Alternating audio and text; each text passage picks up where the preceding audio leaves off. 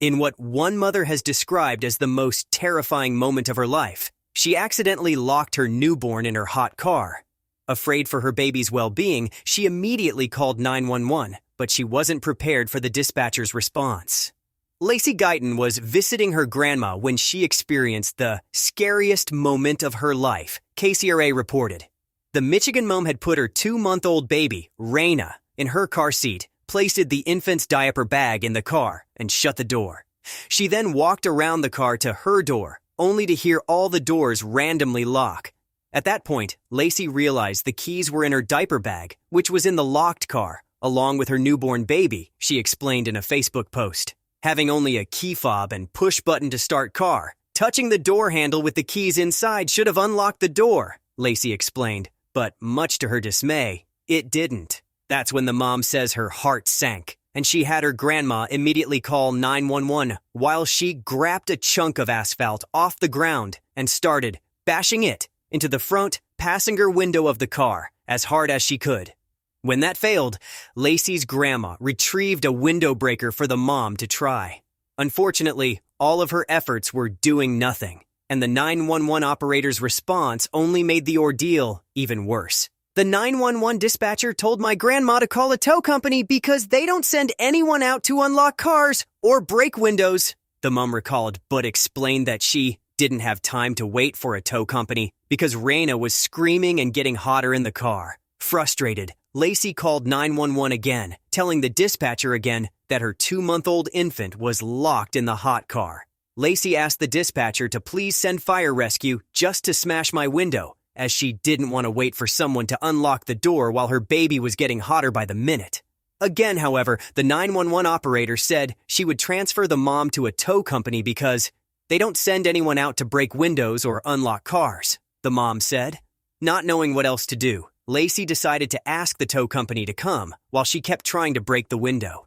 Unfortunately, as Lacey waited, things seemed to go from bad to worse rather quickly.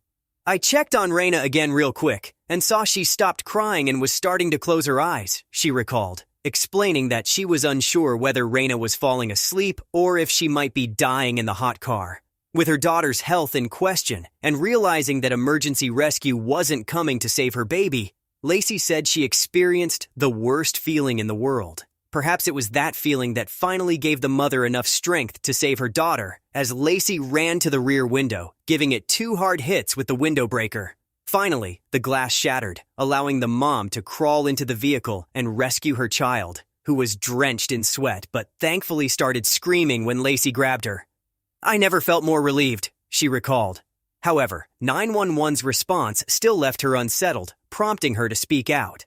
According to Lacey, the tow company didn't arrive for another 12 minutes after she had already rescued Raina from the hot car and calmed her down, and Lacey believes if she had waited, it would have been too late.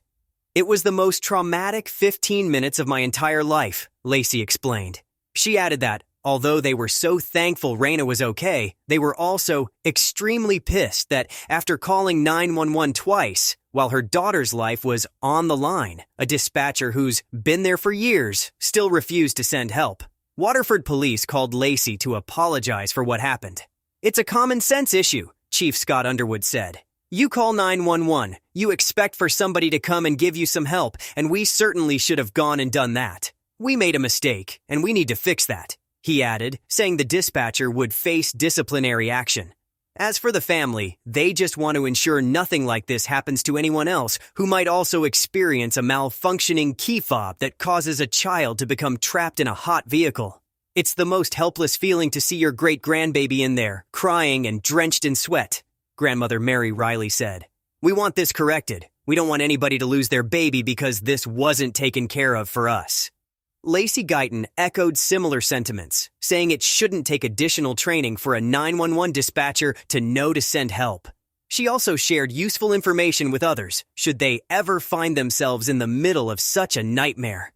I now know that the back windshield of a car is the easiest to break, she wrote.